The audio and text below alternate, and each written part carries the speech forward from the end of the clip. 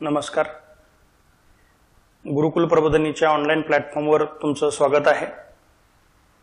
आजच्या लेक्चरला आपण PSI मुख्य परीक्षा कायदा घटकाच्या स्वरूपाबद्दल बोलणार आहे. तर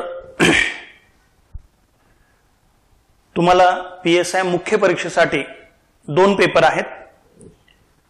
जो पहिला पेपर आहे तर इंग्रजी, मराठी आणि सामान्य ज्ञान या नावाने आहे, आणि दुसरा पेपर हा सामान्य क्षमता चाचणी आणि पदाच्या कर्तव्यासाठी आवश्यक असलेलं ज्ञान म्हणजे PSI मुख्य परीक्षेसाठी पेपर 2 मध्ये प्रामुख्याने कायद्याचा भाग मोठा आहे. तर मग पेपर 1 आणि पेपर 2 प्रत्येकी 100 प्रश्न आणि 200 गुण असे दोन्ही पेपर मिळून तुम्हाला 400 मार्कासाठी 2 पेपर आहेत. नुकत्याच आयोगाने दिलेल्या नोटिफिकेशनच्या आधारे शारीरिक चाचणी की ज्याला आपण फिजिकल म्हणतो तर ती क्वालिफाईंग करण्यात आलेली आहे, ज्याला आपण मराठीमध्ये अहर्तकारी म्हणतो. तर याचा अर्थ काय आहे, तर यापूर्वी फिजिकल ही 100 मार्काचीच होती, मात्र हे 100 मार्क हे तुमच्या अंतिम निवडीमध्ये गृहीत धरले जात होते. मात्र आता केवळ तुम्हाला 100 पैकी 60 गुण मिळवायचे आहेत, म्हणजे तुम्ही मुलाखतीसाठी पात्र व्हाल. मात्र फिजिकलमध्ये तुम्हाला 60 पेक्षा कितीही जास्त मार्क मिळाले, 100 पैकी 100 जरी तुम्हाला मार्क मिळाले तर हे मार्क अंतिम यादीमध्ये, अंतिम निवडीमध्ये विचारात धरले जाणार नाहीत. त्यामुळं या नवीन नोटिफिकेशनच्या आधारे याचं महत्व हे पूर्णपणे संपवलेलं आहे. म्हणजे तुम्ही थोड्या दिवसाच्या प्रॅक्टिसच्या आधारावर सुद्धा शारीरिक चाचणीमध्ये 60 गुण मिळवू शकाल. म्हणजे तुम्हाला आता पेपर 1, पेपर 2 असे मिळून 400 मार्क, आणि मुलाखत PSI साठी मुलाखत ही 40 गुणांसाठी आहे.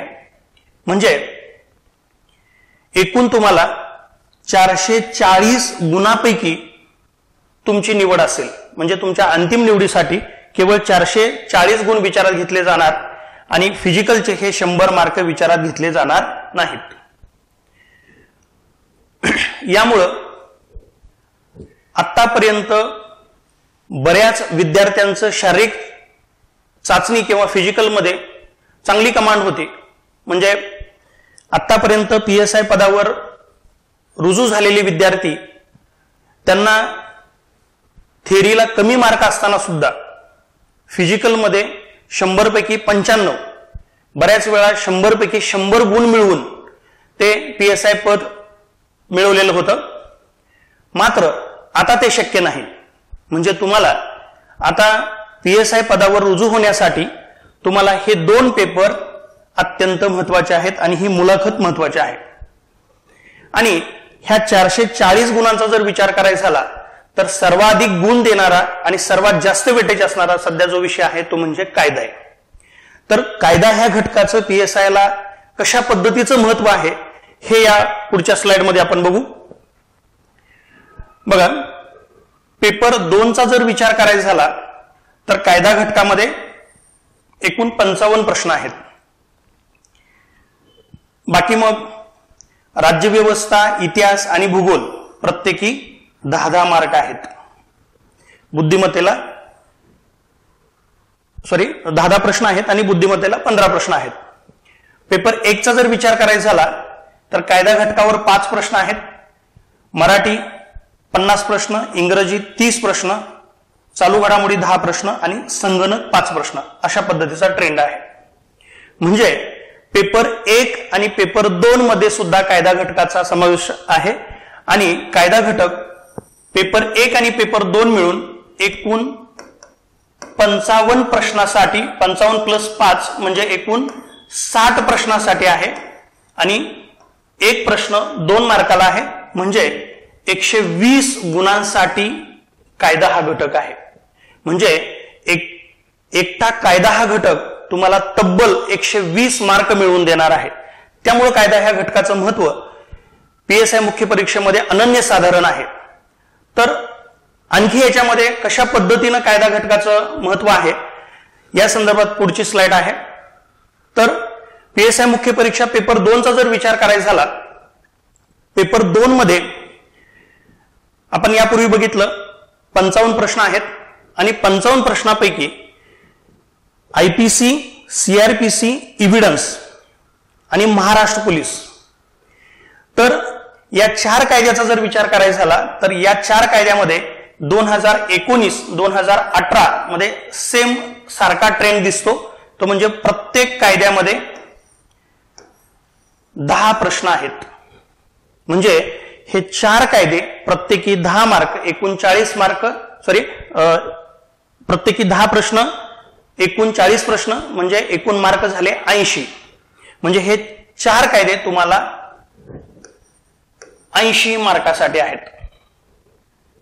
तर आता याच्यामध्ये पेपर 2 चा जर विचार करायचा झाला तर पेपर 2 मध्ये तुम्हाला काही मेजर लॉज आहेत आणि काही मायनर लॉज आहेत. मग मेजर लॉज कुठले आहेत? 3 मेजर लॉज आहेत.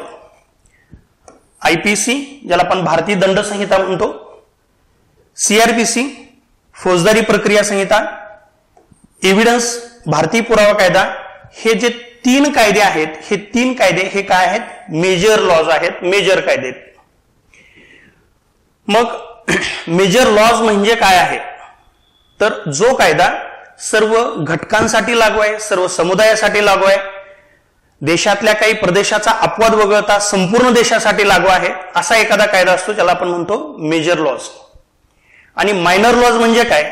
उदाहरणार्थ तुमच्या समोरचं उदाहरण आहे महाराष्ट्र पोलीस अधिनियम. हा कायदा महाराष्ट्र पोलिसांच्या संदर्भात आहे. म्हणजे मायनर कायद्याचा फोकस हा सीमित आहे, एका विशिष्ट घटकावर तो फोकस करून असतो कायदा. तो कायदा सर्व घटकांना, सर्व समुदायाला आणि संपूर्ण देशासाठी लागू नसतो, त्याला आपण काय म्हणतो? Minor lodge. महाराष्ट्र पोलीस अधिनियम असेल, कौटुंबिक हिंसाचार अधिनियम असेल, अनुसूचित जाती जमाती अधिनियम असेल, किंवा तुम्हाला असलेले इतर काय वेगवेगळे ऍक्ट किंवा अधिनियम आहेत. पुढच्या लेक्चरमध्ये आपण ऍक्ट, कोड किंवा वेगवेगळ्या घटकामध्ये नेमका काय फरक आहे हे बघणार आहे. तर या लेक्चरमध्ये आपण फक्त प्रश्नांच्या स्वरूपाबद्दल बोलू. तर तुम्हाला मेजर लॉज हे 3 आहेत, मायनर लॉ 10 आहेत आणि इतर 2 घटक आहेत. मग इतर 2 घटक, मानवी हक्क हा एक घटक आहे आणि महात्मा गांधी तंटामुक्ती अभियान, तर हा एक घटक आहे. तर हे इतर जे काही मायनर लॉ मध्ये 10 घटक आहेत, तर ते कुठले आहेत? तर मग हे सगळे वेगवेगळे कायदे आहेत. मग त्यामध्ये नागरी हक्क संरक्षण असेल, अनुसूचित जाती जमाती अधिनियम असेल, कौटुंबिक हिंसाचार अधिनियम असेल, हुंडाबंदी अधिनियम असेल, मानवी हक्क संरक्षण अधिनियम असेल. तर हे जे काही वेगवेगळ्या प्रकारचे अधिनियम आहेत आणि 2 तुम्हाला म्हणलं की 2 इतर घटक आहेत, मानवी हक्क जबाबदाऱ्या आणि महात्मा गांधी तंटामुक्त अभियान. तर यांच्या प्रश्नाचं जर विश्लेषण करायचं झालं तर इथं मात्र आपल्याला असा निश्चित स्वरूपाचा ट्रेंड दिसत नाही. जसं आपण आयपीसी, सीआरपीसी, इव्हिडन्स मध्ये आपण एक ट्रेंड पाहिला की प्रत्येक विषय हा 10 प्रश्नांसाठी आणि 20 मार्कासाठी आहे. तसं इथं तुम्हाला कुठला ट्रेंड दिसणार नाही. म्हणजे 2019चा जर विचार करायचा झाला तर 2019 मध्ये एकट्या मानवी हक्क व जबाबदाऱ्यावर 9 प्रश्न आहेत आणि 2018 जर विचार करायचा झाला तर एकच प्रश्न आहे. किंवा 2019 मध्ये तुम्हाला असंही दिसेल काही कायद्यावर प्रश्नच विचारलेले नाहीत. बघा, काही कायद्यावर प्रश्नच विचारलेले नाहीत. म्हणजे 2019 मध्ये कौटुंबिक हिंसाचार अधिनियमावर प्रश्न विचारला नाही, किंवा महात्मा गांधी तंटामुक्त अभियानावर विचारला नाही, मानवी हक्क संरक्षण अधिनियमावर विचारला नाही. तीच परिस्थिती तुम्हाला 2018 मध्ये पण दिसेल, काही कायद्यावर प्रश्नच विचारला नाही. म्हणजेच आयपीसी, सीआरपीसी, एव्हिडन्स आणि महाराष्ट्र पोलीस वगळता इतर अधिनियमाच्या बाबतीत जर विचार करायचा झाला तर परीक्षेमध्ये आपल्याला असा निश्चित स्वरूपाचा काही ट्रेंड दिसत नाही. प्रत्येक वेळेस आयोग कुठल्या तरी एखाद्या घटकाला जास्त महत्व देतं, कुठल्या तरी एखाद्या घटकाला कमी महत्व देतं, किंबहुना एखाद्या घटकाला महत्वच देत नाही. म्हणजे 2013 पासून कायदा हा विषय पीएसआय मुख्य परीक्षेला आला. सुरुवातीच्या काळामध्ये कौटुंबिक हिंसाचारावर खूप जास्त प्रश्न होते. तसं तुम्हाला आता 2019ला प्रश्नच दिसणार नाही. तर या काही गोष्टी आहेत. दुसरी गोष्ट याच्यामध्ये अशी आहे की आपल्या सिलेबसमध्ये नियमाचा उल्लेख नाही. पुढे जाऊन मी ऍक्ट, रूल, रेग्युलेशन, कोड यातला काही गोष्टीतला फरक सांगणार आहे. आता फक्त तात्पुरतं एवढं लक्षात ठेवा की नियम आहेत. उदाहरणार्थ अनुसूचित जाती जमाती नियम आहे, कौटुंबिक हिंसाचार नियम आहे. तर या नियमाचा उल्लेख तुमच्या सिलेबसमध्ये नाही, मात्र त्याच्यावर प्रश्न येतात.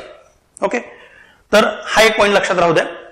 तर हे पेपर 2चा जर विचार करायचा झाला तर पेपर 2 मध्ये जे आतापर्यंत 55 प्रश्न येत होते तर त्याचं विश्लेषण कसं आहे हे आपण इथं बघितलं. त्यानंतर 2018 मध्ये आयोगानं एक बदल केला आणि 2018च्या परीक्षेपासून 2 कायदे हे पेपर 1 मध्ये टाकले. बघा 26/8/2018 जो पेपर झालेला आहे तर त्या पेपरमध्ये माहितीचा अधिकार अधिनियम असेल किंवा महाराष्ट्र लोकसेवा हक्क अधिनियम असेल तर हे 2 कायदे पेपर 1 मध्ये टाकले. म्हणजेच पेपर 1 हा PSI, STI आणि ASO ह्या तिन्ही पदांसाठी कॉमन आहे. म्हणजे हे दोन्ही कायदे PSI, STI आणि ASO ह्या तिन्ही परीक्षांसाठी लागू झाले. आणि मग ह्या तिन्ही पदाच्या संदर्भातला जो पेपर 1 जो कॉमन आहे तर तो पेपर 1 मध्ये हे तुम्हाला 2 कायदे दिसतील. या कायद्याच्या प्रश्नांच्या बाबतीत जर विचार करायचा झाला तर 2018 आणि 19ला समान ट्रेंड दिसतो. म्हणजे माहितीचा अधिकार हा 3 प्रश्नांसाठी विचारलेला आहे आणि महाराष्ट्र लोकसेवा अधिनियम हा 2 प्रश्नांसाठी विचारलेला आहे. म्हणजे हा एकूण 5 प्रश्नांसाठी विचारलेला आहे. म्हणजे पेपर 1 आणि पेपर 2 मिळून प्रश्न झाले 55 + 5 म्हणजे 60 प्रश्न आणि मार्क झाले 120.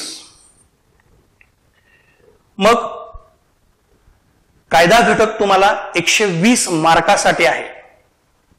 पण तुम्ही 2013 पासून जर आतापर्यंतचा ट्रेंडचा जर विचार करायचा झाला तर कायदा घटकावरील प्रश्नांच्या संख्येमध्ये तुम्हाला वाढता ट्रेंड दिसेल. म्हणजे प्रत्येक वर्षानंतर प्रश्नांची संख्या ही वाढतच गेलेली आहे. आणि प्रामुख्यानं IPC, CRPC आणि एव्हिडन्स ह्या प्रश्नांची संख्या वाढत गेली. कारण हे 3 कायदे तुमच्या रोजच्या पोलीस प्रशासनाचा भाग आहे. तुम्ही PSI पदी रुजू झाल्यानंतर तुम्हाला रोज या 3 कायद्याशी संबंधित असलेल्या कर्तव्याशी संबंधित असणारे हे सगळे कायदे आहेत. त्यामुळं आयोग सुद्धा ह्या 3 कायद्यांचं महत्व दिवसेंदिवस वाढवत नेऊन त्याच्यावर विचारल्या जाणाऱ्या प्रश्नांची लेवल ही जवळपास न्यायाधीशाच्या पदापर्यंत गेलेली आहे.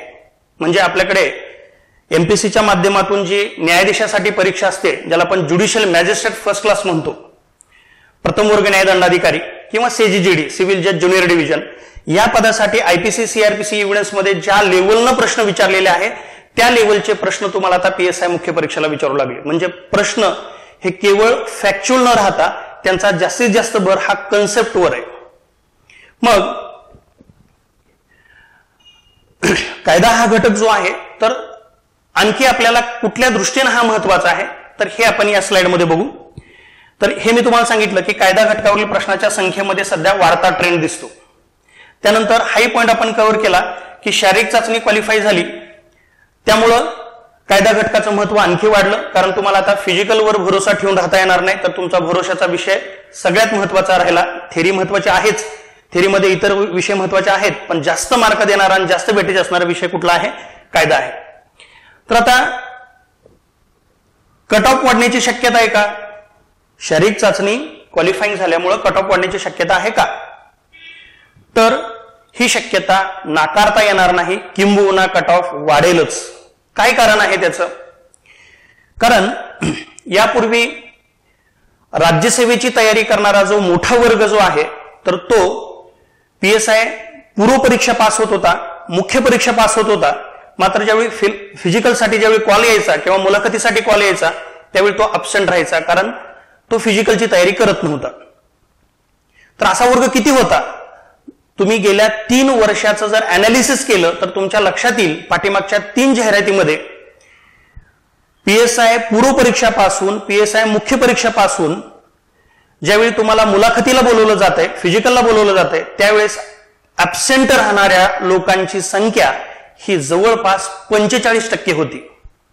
म्हणजे 45% वर्ग पूर्व मुख्य परीक्षा पास होऊन सुद्धा तो फिजिकलला उपस्थित राहत नव्हता. तर तो वर्ग आता फिजिकलला उपस्थित राहील आणि मुलाखतीलाही उपस्थित राहील. त्यामुळं कट ऑफची शक्यता वाढेल. दुसरा एक वर्ग असा आहे की मुलींची संख्या PSI च्या फिजिकलमध्ये आपल्याला कमी दिसायची, कारण PSI ला फिजिकल ही अनिवार्य होतं, त्याची मार्क कन्सिडर केली जायची. त्यामुळं मुली PSI पदाकडे आकर्षित होत नव्हत्या.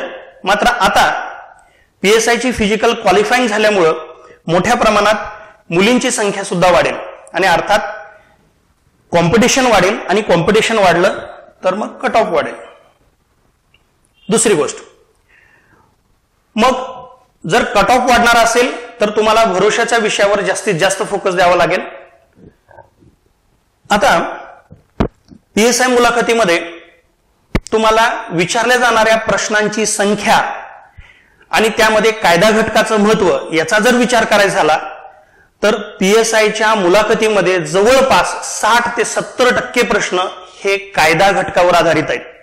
म्हणजे रोज दैनंदिन घडणाऱ्या घटना, कायद्याच्या तरतुदीची त्याचा संबंध याचा ताळमेळ बसवून आयोग तुम्हाला प्रश्न विचारतो. या प्रश्नाचं उत्तर जर तुम्हाला योग्य रीतीने जर द्यायचा असेल तर कायदा तुम्हाला पाठ करून चालत नाही, तो कायदा तुम्हाला मनापासून व्यवस्थितपणे कळला पाहिजे, कायद्याची परिभाषा व्यवस्थितपणे कळली पाहिजे. त्यामुळं मुलाखतीमध्ये कायदा घटकावर भर आहे, त्यामुळे सुद्धा कायदा घटकाचं वाढतं महत्व आहे. आता कायदा घटकाचं एक वैशिष्ट्य आहे, हा विषय तुमच्या दृष्टीनं नवीन आहे आणि किचकट आहे. तर नवीन का आहे? कारण तुम्हाला जे इतर जे विषय आहेत, इकॉनॉमी आहे, पॉलिटी आहे, हिस्ट्री आहे, जिओग्राफी आहे, सायन्स आहे, हे विषय तुम्हाला शालेय जीवनापासून ते तुमच्या स्पर्धा परीक्षेच्या पूर्व परीक्षेपर्यंत वेगवेगळ्या ठिकाणी तुम्हाला अभ्यासाला होते. मात्र कायदा हा विषय तुम्ही सध्या नव्यानंच अभ्यासणार आहात. त्यामुळं या विषयाची तयारी तुम्हाला शून्यापासून करायची आहे, कारण हा विषय ना तुम्हाला शालेय जीवनामध्ये होता ना कुठल्या पूर्व परीक्षेला होता. त्यामुळं हा विषय तुमच्यासाठी नवीन आहे आणि हा विषय आपल्याला किचकट वाटतो, समजायला हा विषय अवघड वाटतो. का तर कायद्याची एक परिभाषा आहे आणि ती परिभाषा समजून घेणं गरजेचं आहे. जर तुम्हाला कायदा तुम्ही न समजता वाचताय तर तुम्हाला त्या कायद्यातलं काहीही कळणार नाही, तर तो कायदा तुम्हाला समजूनच घ्यावा लागेल. तर त्यामुळं या विषयाचं वैशिष्ट्य असं आहे की तो नवीन आहे आणि किचकट आहे. मात्र ह्याचा सगळ्यात महत्वाचा एक पॉझिटिव्ह पॉइंट आहे, तो तुमच्या स्पर्धा परीक्षेला असलेल्या इतर कोणत्याही विषयाच्या तुलनेत जास्तीत जास्त किंबहुना पैकीच्या पैकी मार्क देणारा विषय आहे. हे असं का आहे तर त्याचे एक उदाहरण म्हणून तुम्हाला पॉलिटी या विषयाकडे बघता येईल. आपल्या अभ्यासाला जो राज्यघटना हा जो विषय आहे, तर खरं तर राज्यघटना हा देशाचा सर्वोच्च कायदा आहे. जसं आपण यापूर्वी बघितलं IPC, CRPC, एव्हिडन्स हे मेजर लॉज आहेत, तसा देशाचा कॉन्स्टिट्यूशनल लॉ किंवा राज्यघटना कायदा हा एक देशाचा कायदा आहे, तो देशाचा सर्वोच्च कायदा आहे. लॉ ऑफ लँड आपण त्याला म्हणतो. तर त्या कायद्याच्या बाबतीत जे काही प्रश्न येतात किंवा खरं तर आपल्याला कॉन्स्टिट्यूशनल लॉ या नावानं तो सिलेबसला नाही, तो आपल्याला पॉलिटी किंवा राज्यव्यवस्था या नावानं आहे, पण त्याचा मूळ गाभा तो एक कायदाच आहे. आणि पॉलिटीवर येणाऱ्या प्रश्नांच्या बाबतीत जर तुम्ही विचार केला तर पॉलिटीमध्ये तुम्हाला इतर कोणत्याही विषयाच्या तुलनेत जास्त मार्क पडत होते, पडत राहतील. का? कारण तो एक कायदा आहे. त्यामुळं कायदा या विषयाची एक विशिष्ट चौकट असते आणि त्या विशिष्ट चौकटीच्या बाहेर आयोग प्रश्न विचारत नाही किंवा आयोगाला त्या विशिष्ट चौकटीच्या बाहेर प्रश्न विचारता येत नाही. एक वेळ राज्यघटनेच्या बाबतीत कन्सेप्टवर आधारित नवीन काही प्रश्न आयोग तयार करू शकेल, पण हे बाकीचे जे कायदे आहेत तर तिथं मात्र आयोगाला त्याच्या बाहेर जाण्यासाठी खूप मोठ्या मर्यादा आहेत आणि मग त्याचा बेनिफिट आपल्याला परीक्षेला होतो. स्पर्धा परीक्षेमध्ये तुम्हाला इतर कोणत्याही विषयामध्ये 50% मार्क पडले तरी मोठे आहेत, तरी सुद्धा हा विषय तुम्हाला आउट ऑफ किंवा पैकीच्या पैकी मार्क मिळवून देण्याची याची क्षमता आहे. तर त्यामुळं या विषयाकडे बघताना आपण निगेटिव्हली न बघता पॉझिटिव्हली आपण जर बघितलं, हा कायदा व्यवस्थितपणे समजून घेतला, त्यामुळे हा कायदा कितीही किचकट असला, हा विषय कितीही नवीन असला तर तुम्हाला जास्तीत जास्त मार्क मिळवून देणार आहे. मग कायदा या घटकामध्ये प्रत्येक परीक्षेसाठी तुम्हाला काही थोडाफार वेगळा ट्रेंड दिसेल. कायदा हा घटक तुम्हाला PSI मुख्य परीक्षेसाठी आणि डिपार्टमेंटल मुख्य परीक्षेसाठी इथं तुम्हाला काहीतरी साम्य दिसेल. मी इतर परीक्षेकडे येतोय परत. तर डिपार्टमेंटल मुख्य परीक्षेचा जर विचार आपण केला तर डिपार्टमेंटल मुख्य परीक्षेसाठी कोणते विषय, त्या विषयामधले कोणते सेक्शन आहेत, कोणते सेक्शन किती मार्काला आहेत, कोणते चॅप्टर किती प्रश्नासाठी आहेत, हे डिटेल दिलेलं आहे. पण PSI मुख्य परीक्षेसाठी फक्त हेडिंग दिले, इंडियन पिनल कोड, भारतीय दंड संहिता, क्रिमिनल प्रोसिजर कोड, फौजदारी प्रक्रिया संहिता, त्यामध्ये कोणते सेक्शन आहेत, काय आहेत, हे कुठेही उल्लेख केलेला नाही. तर त्यामुळं आपल्याला डिपार्टमेंटल PSIच्या बाबतीत मी फक्त तुम्हाला IPCचं एक उदाहरण देतो. बघा, हा डिपार्टमेंटल PSIचा सिलेबस आहे. मी फक्त IPC पुरतं उदाहरण देतो की कशा पद्धतीने आहे. तर इंडियन पिनल कोड हा 60 मार्काला आहे, 30 प्रश्न आणि 60 मार्काला आहे. तर इथं तुम्हाला दिसेल हे वेगवेगळे चॅप्टर आहेत आणि त्या चॅप्टरमध्ये पुढे सरळ सरळ सेक्शन दिलेले. आता बघा, जनरल एक्सप्लेनेशन आहे, ज्याला आपण सर्वसाधारण स्पष्टीकरण म्हणतो. तर कलम 10 पासून सुरुवात आहे.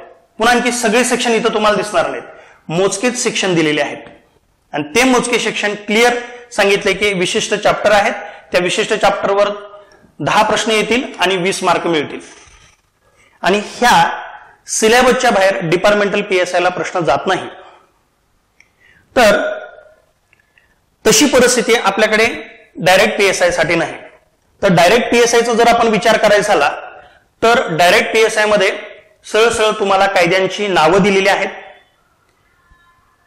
आणि त्याच्यामध्ये कोणता सेक्शन आहे किंवा कोणत्या चॅप्टरला किती मार्क आहे असा कोणताही उल्लेख नाही. त्यामुळे आपल्या अभ्यासाचा स्कोप हा खूप जास्त मोठा आहे. डिपार्टमेंटल PSIच्या बाबतीत जर विचार कराल तर डिपार्टमेंटल PSIला एकूण 300 गुणांपैकी जवळपास 250 पेक्षा जास्त मार्क एकट्या कायद्यावर आहेत. 250 पेक्षा जास्त मार्क एकट्या कायद्यावर आहेत आणि IPC, CRPC आणि एव्हिडन्सवर जास्तीत जास्त भर आहे. तर इथं तुम्हाला PSI मुख्य परीक्षा आणि डिपार्टमेंटल मुख्य परीक्षेमध्ये काय फरक आणि काय साम्य आहे. तर साम्य असं आहे की दोन्ही कायद्यामध्ये IPC, CRPC, एव्हिडन्स हे आहेत आणि त्या दोन्ही परीक्षेमध्ये IPC, CRPC, एव्हिडन्सला जास्तीत जास्त वेटेज आहे. त्यानंतर डिपार्टमेंटल PSIच्या बाबतीत जर विचार करायचा झाला तर डिपार्टमेंटल PSI मध्ये प्रश्न हे फॅक्च्युअल आहेत. अर्थात कन्सेप्च्युअल जरी असले प्रश्न काही तर फॅक्च्युअल प्रश्नांची संख्या ही मोठी आहे. पण डायरेक्ट PSI मध्ये कन्सेप्च्युअल प्रश्नांची संख्या ही खूप जास्त आहे आणि काही तुरळक प्रश्न फॅक्च्युअल आहेत. तर हा तुम्हाला यातला फरक दिसेल. आता सध्या सुधारित अभ्यासक्रमात जर विचार करायचा झाला तर राज्यसेवा मुख्य परीक्षा पेपर 2 आणि पेपर 3 यांचा एकत्रित जर विचार करायचा झाला तर 2020च्या सुधारित अभ्यासक्रमानुसार राज्यसेवा मुख्य परीक्षेला एकूण 17 मायनर लॉज आहेत, मेजर लॉज नाही, मायनर लॉज आहेत. म्हणजे तुम्हाला असं दिसेल की MPSCच्या जवळपास सर्वच मुख्य परीक्षेमध्ये कायदा घटक आहे. कुठले कायदे कॉमन आहेत, कुठले कायदे वेगळे आहेत, संख्या कमी जास्त आहे, पण प्रत्येक मुख्य परीक्षेला तुम्हाला कायदा घटक दिसेल. मग तुम्हाला एक्साइज ESI ला सुद्धा कायदे मोठ्या प्रमाणात आहेत. मग क्लर्क मुख्य परीक्षा, CDPO, उपशिक्षणाधिकारी, तांत्रिक सहाय्य, बाकीच्या पण परीक्षा आहेत. ही जी परीक्षा आहे ही MPSCच्या माध्यमातून कंडक्ट केली जाते. ज्युडिशियल मॅजिस्ट्रेट फर्स्ट क्लास किंवा सिव्हिल जज ज्युनियर डिव्हिजन. इथं मात्र वकील असणाऱ्या लोकांना, लॉ ग्रॅज्युएट असलेल्या लोकांनाच ही परीक्षा देता येते. ही परीक्षा वगळता इतर सगळ्या परीक्षा इतरांसाठी ओपन आहेत. तर त्यामुळं इथला स्कोप वेगळा आहे. ही परीक्षा वगळता इतर सगळ्या परीक्षेमध्ये तुम्हाला वेगवेगळे मायनर लॉज आहेत, वेगवेगळ्या मार्काला, वेगवेगळ्या वेटेजनुसार आहेत. ओके. त्यानंतर बघा, तुम्हाला परीक्षेची स्ट्रॅटेजी म्हणून आपला अभ्यासाची दिशा काय असावी यासाठी काही मी सॅम्पल म्हणून काही प्रश्न घेतलेले आहेत.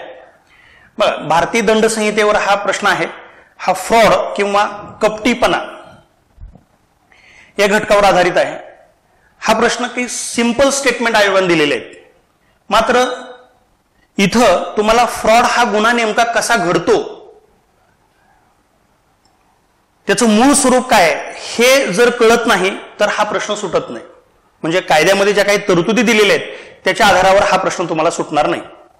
तर तुम्हाला हा गुन्हा नेमका कसा आहे हे कळावं लागेल. म्हणजे जर फ्रॉड घडायचा असेल किंवा एखाद्या व्यक्तीने केलेलं कृत्य हे कपटीपणाचं असेल तर त्यासाठी तशा प्रकारचा उद्देश हवा, लुबाडण्याचा उद्देश हवा, तरच हा गुन्हा घडतो. म्हणजे कपटीपणा हा स्वतंत्र गुन्हा नाही. तर इतक्या सगळ्या काही मायनर गोष्टी तुम्हाला समजून घ्याव्या लागतील. कारण आयोग अगदी बेसिक प्रश्न विचारते, कन्सेप्च्युअल प्रश्न विचारते, लॉजिकल प्रश्न विचारते, मात्र ह्या गोष्टी तुम्हाला मूळ कायद्यामध्ये दिसत नाहीत. तर ह्या गोष्टी तुम्हाला व्यवस्थितपणे समजूनच अभ्यासाव्या लागतील.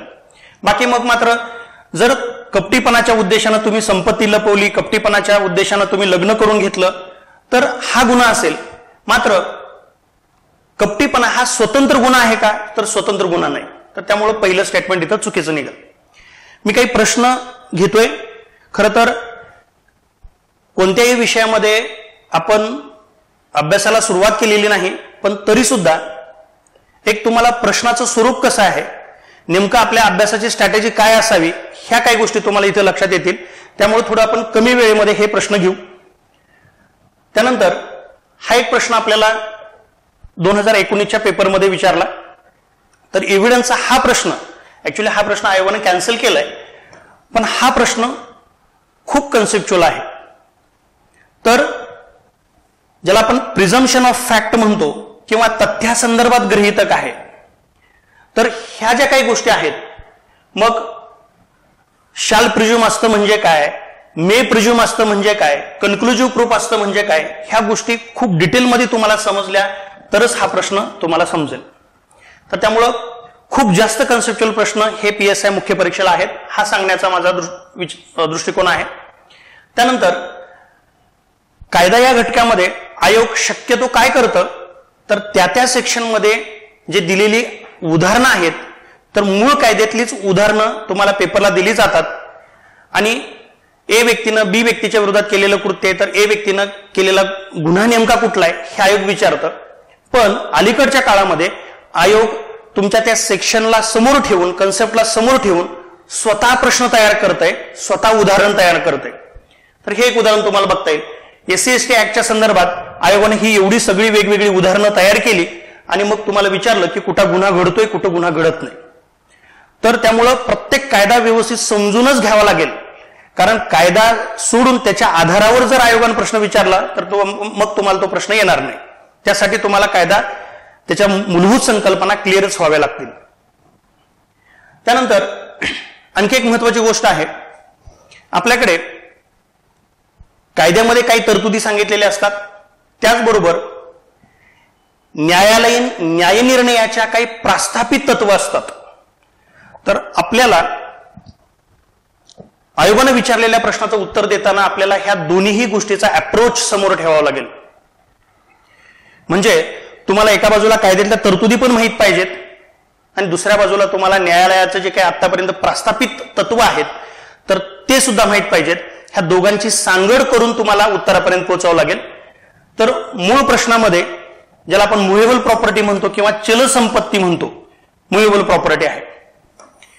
तर मुव्हेबल प्रॉपर्टीमध्ये वीज प्रवाह, इलेक्ट्रिसिटी हे येत नाही, पण न्यायालयाच्या निर्णयाच्या आधारे मात्र हे वीज प्रवाह ही चलसंपत्ती आहे किंवा मुव्हेबल प्रॉपर्टी.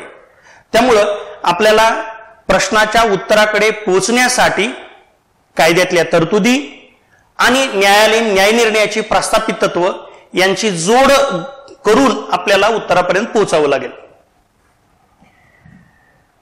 त्यानंतर आयोग जे वेगवेगळे लँडमार्क जजमेंट आहेत, ज्याला आपण म्हणतो महत्वपूर्ण निकाल आहेत, महत्वपूर्ण न्यायनिर्णय आहेत, त्याच्यावरही काही प्रश्न विचारतो.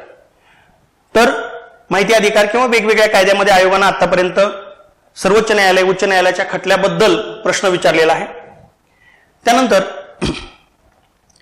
आयोग बऱ्याच वेळा जो मूळ कायदा आहे तर त्या मूळ कायद्याची पार्श्वभूमी, त्याच्याशी निगडीत घडलेल्या घटना, काही आंतरराष्ट्रीय स्तरावर, राष्ट्रीय स्तरावर घडलेल्या घटना आणि त्याच्या संदर्भातला असलेल्या काही मूलभूत संकल्पना ह्याच्यावर पण प्रश्न विचारतो. आता माहितीचा अधिकार, ज्याला आपण राईट टू इन्फॉर्मेशन म्हणतो, तर हा राईट टू इन्फॉर्मेशन हा कॉन्स्टिट्यूशनल राईट आहे, स्टॅट्युटरी राईट आहे, कस्टमरी राईट आहे, तर हे कुठंही कायद्यात दिलेलं नाही. तर त्यामुळे हा संविधानिक हक्क आहे का वैधानिक हक्क आहे, तर हे कुठेही कायद्यात नमूद नाही. तर हे बेसिक संकल्पनाच्या आधारावर आहे असं प्रश्न विचारतं. तर अर्थात माहितीचा अधिकार हा स्टॅट्युटरी राईट आहे, म्हणजेच काय वैधानिक अधिकार आहे. मग हे कायद्याशी निगडीत असलेल्या वेगवेगळ्या ज्या काही आंतरराष्ट्रीय स्तरावर घडलेल्या घटना याच्यावर पण आयोग प्रश्न विचारता म्हणून सांगितलं. त्याच्यासाठी काही सॅम्पल म्हणून तुम्हाला प्रश्न दाखवला. त्यानंतर प्रत्येक कायद्यामध्ये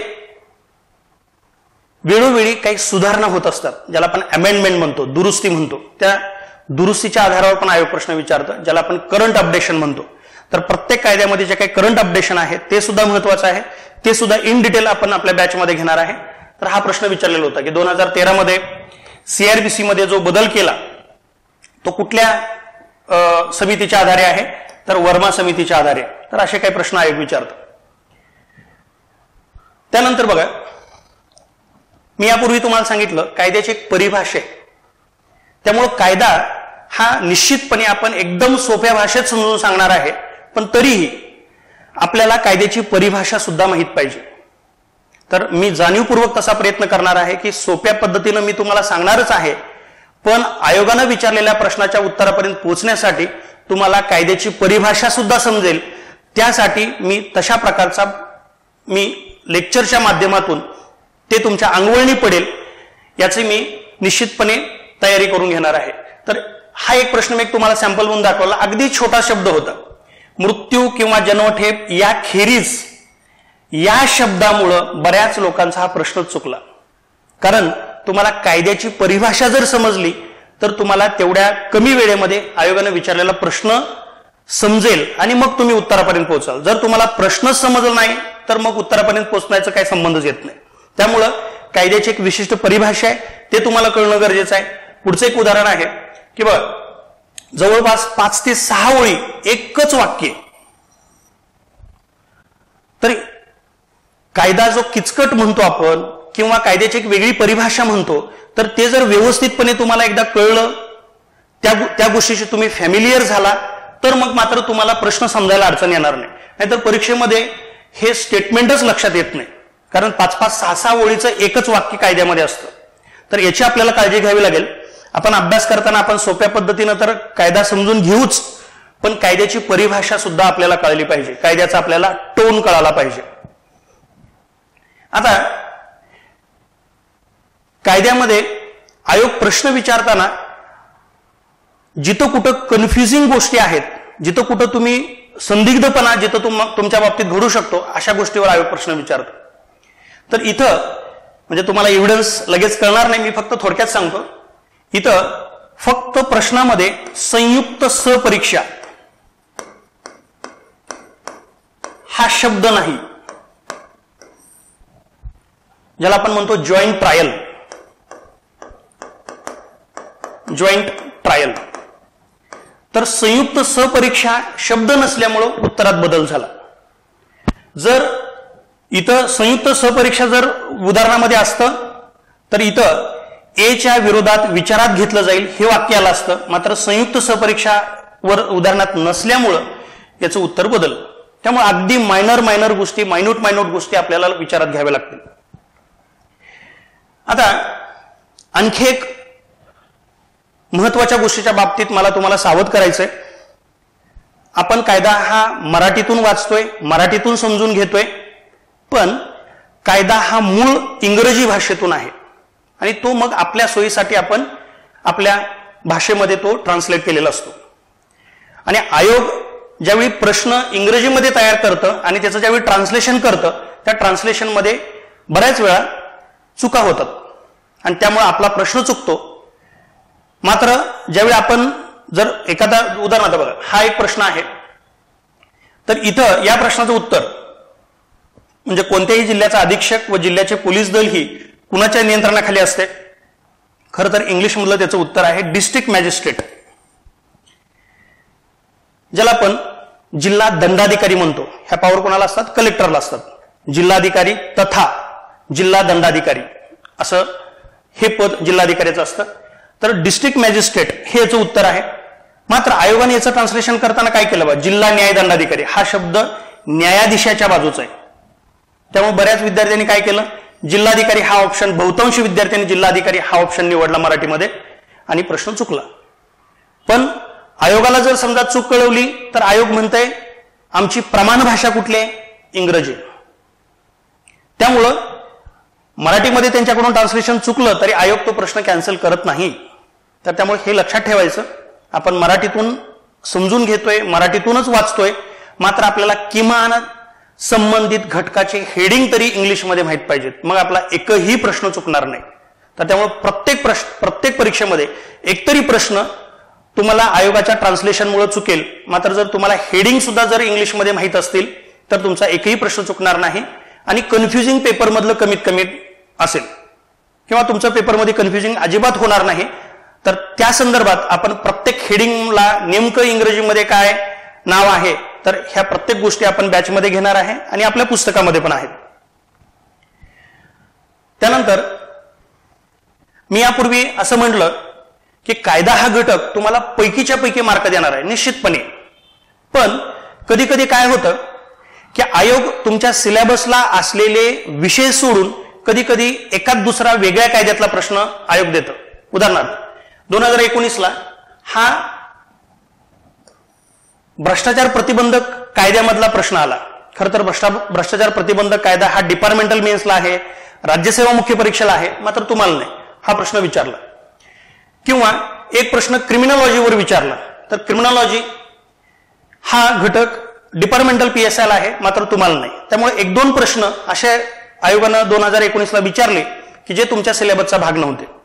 त्यामुळे असा जर एका दुसरा प्रश्न चुकून इतर सिलेबस मधला आला तर तेवढा प्रश्न आपला चुकू शकतो. किंवा आपण बॅचमध्ये एवढी तयारी करून घेतो की तुम्ही अनोळखी प्रश्न सुद्धा लॉजिकली तुम्ही उत्तरापर्यंत पोहोचू शकाल.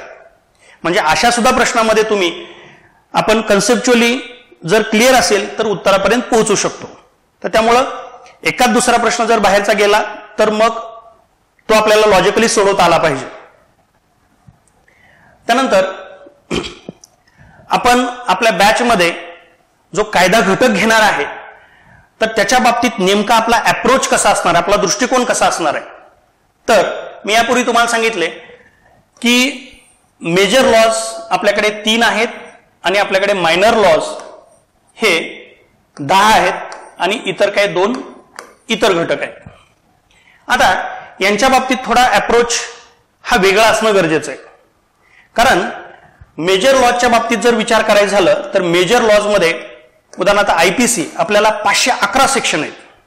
IPC मध्ये 511 सेक्शन आहेत. तर 500चे 511 सेक्शन जर मी पहिल्या सेक्शन पासून शेवटच्या सेक्शन पर्यंत जर ओळीने घेतले तर त्याचा तुम्हाला फायदा होणार नाही. तर या विषयाचा मार्गदर्शक या नात्यानं मी तुम्हाला अशा पद्धतीनं तुम्ही PSI होण्याच्या प्रक्रियेमध्ये पुढे घेऊन गेलं पाहिजे की ज्या गोष्टी तुम्हाला खूप जास्त महत्वाच्या आहेत त्या गोष्टीवर अगोदर भर पाहिजे आणि नंतर पुढच्या स्टेजला आपण कमी महत्वाच्या गोष्टी घेणार.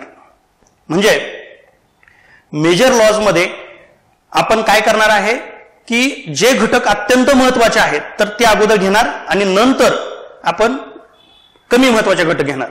म्हणजे पहिल्या सेक्शन पासून शेवटच्या सेक्शन पर्यंत असा क्रम न ठेवता महत्वाचे घटक अगोदर आणि कमी महत्वाचे घटक नंतर असा आपला क्रम असेल. कारण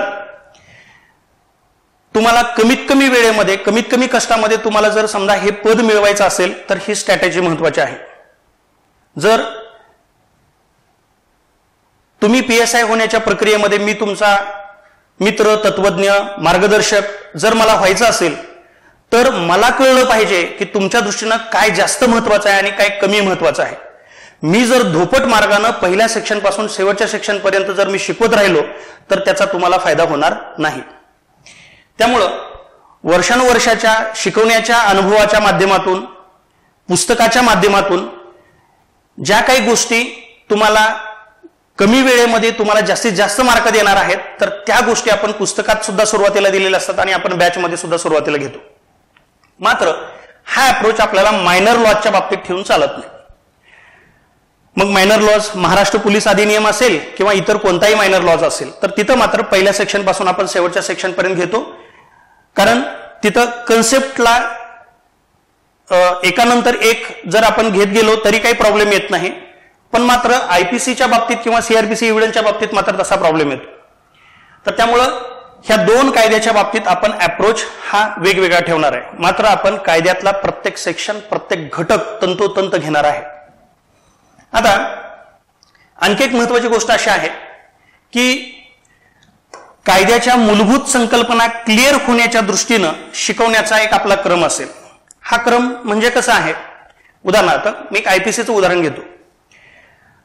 आयपीसी मध्ये जर पहिल्या सेक्शन पासून 511 सेक्शन पर्यंत जर आपण क्रमानं गेलो तर तुमचं लॉजिक डेव्हलप होणार नाही किंवा तुमच्या मूलभूत संकल्पना क्लिअर होणार नाहीत. तर तुमच्या मूलभूत संकल्पना क्लिअर होण्यासाठी आपल्याला प्रकरण 16 आणि प्रकरण 17 हे अगोदर घ्यावं लागेल, ज्याला आपण ऑफेन्स अगेन्स्ट बॉडी म्हणतो, म्हणजे शरीराविरुद्धचे गुन्हे आहेत. ऑफेन्स अगेन्स्ट प्रॉपर्टी आहे, मालमत्तेच्या विरोधातले गुन्हे आहेत. हे जर तुम्ही सुरुवातीला वाचले, अभ्यासले, मी तुम्हाला सुरुवातीला शिकवलं, तर त्याच्या आधारावर इतर तरतुदी टप्प्याटप्प्यानं लॉजिकली त्या तुमच्या संकल्पना क्लिअर होत जातील आणि तो तुम्हाला विषय व्यवस्थित मनापासून कळेल. त्यामुळं शिकवण्याचा क्रम तुमचं लॉजिक डेव्हलप होण्याच्या दृष्टीनं, तुमच्या संकल्पना क्लिअर होण्याच्या दृष्टीनं आपण वेगवेगळ्या क्रमानं घेतो.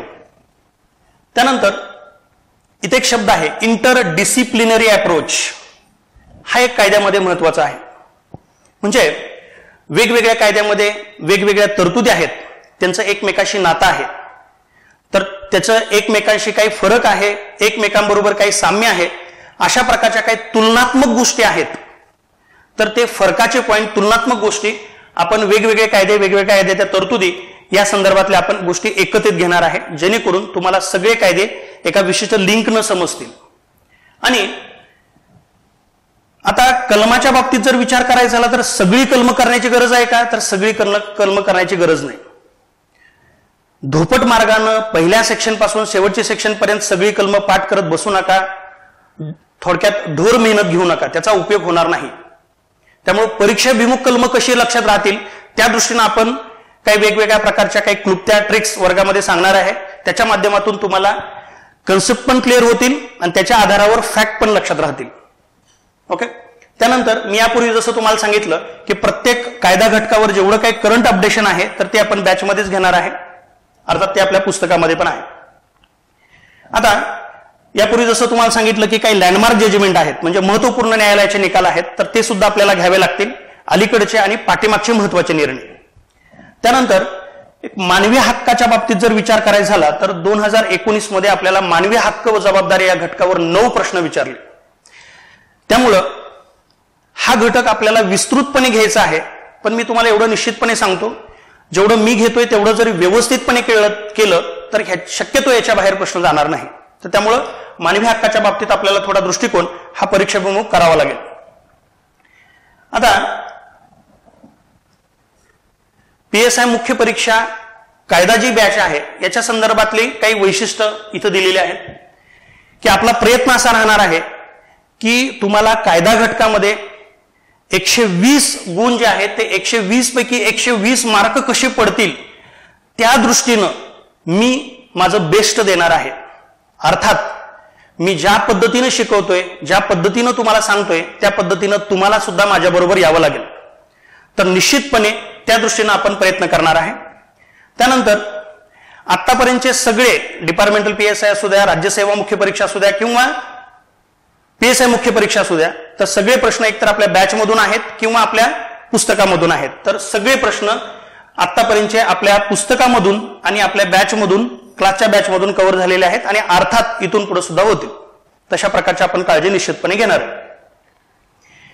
यापूर्वी तुम्हाला मी सांगितलं की आपण कायदा घटकातला प्रत्येक शब्द न शब्द घेणार आहे. कुठलाही आपण घटक सोडणार नाही, कुठलंही उदाहरण सोडणार नाही.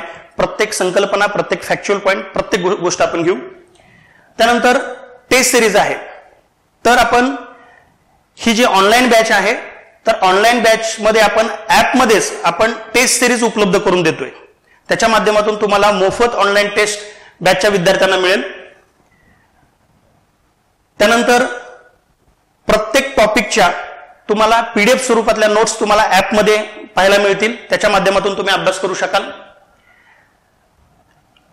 आता हे व्हिडिओ तुम्हाला किती दिवस पाहता येईल, तर तुम्ही बॅचला प्रवेश घेतल्यापासून तुम्हाला 1 वर्ष कालावधीपर्यंत तुम्हाला व्हिडिओ पाहता येईल.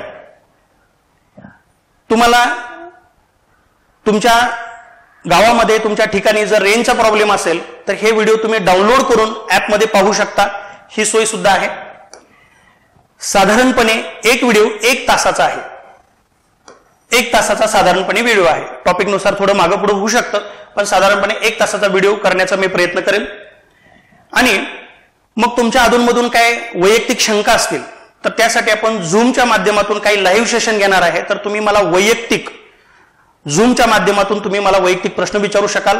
तर तसं आपण पिरियडिकली काही विशिष्ट दिवसानंतर टप्प्याटप्प्यानं आपण लाईव्ह सेशन घेणार आहे, त्याच्या माध्यमातून तुम्ही मला प्रश्न विचारू शकाल. त्याच्या प्रत्येक प्रश्नाचं उत्तर देण्यासाठी मी बांधील आहे.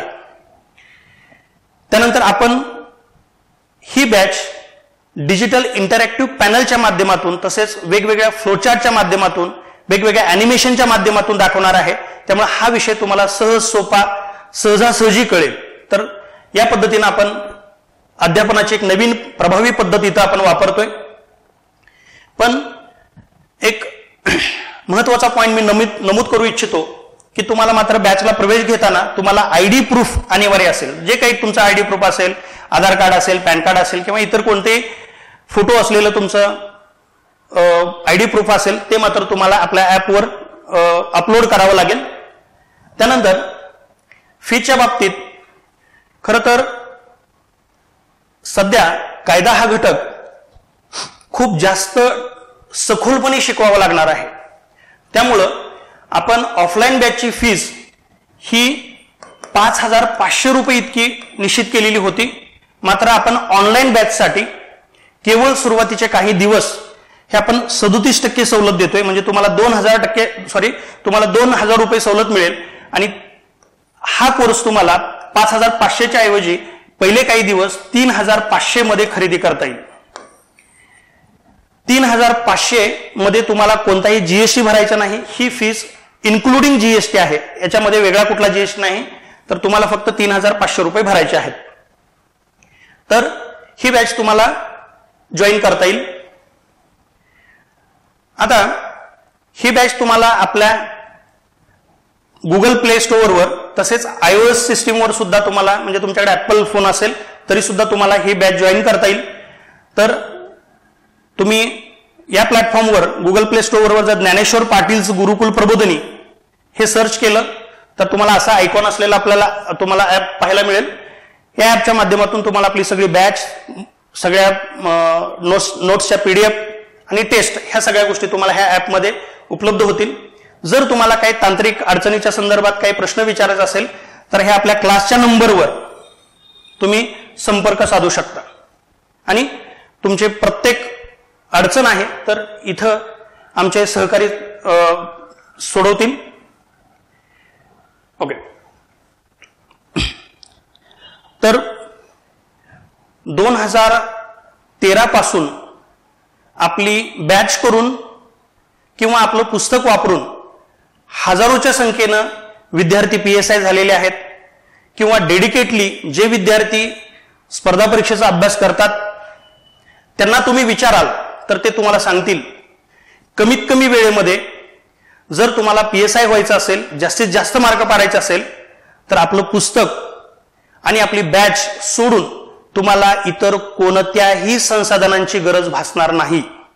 कारण पदावर गेलेले सगळे PSI विद्यार्थी आणि सिरियस कॅन्डिडेट जे आता स्पर्धा परीक्षेचा अभ्यास करतात, ही सर्व मंडळी आपली क्वालिटी आणि आपली विश्वासार्हता याबद्दल संपूर्णपणे जाणून आहेत. त्यामुळं मला बॅच बद्दल फारसं काही बोलायचं नाही, पण मी तुम्हाला एवढं निश्चितपणे सांगू शकतो की आपली बॅच आणि आपलं पुस्तक तुम्हाला इतरांच्या तुलनेत 100 पावलं पुढे घेऊन जाईल. त्यामुळं 120 मार्कासाठी, जो कायदा घटकावर 120 मार्क आहेत, तर त्या 120 मार्कासाठी संपूर्ण जबाबदारी माझ्यावर सोपवून तुम्ही निश्चिंत राहा. ओके. आजच्या लेक्चरमध्ये आपण इथंच थांबू. धन्यवाद.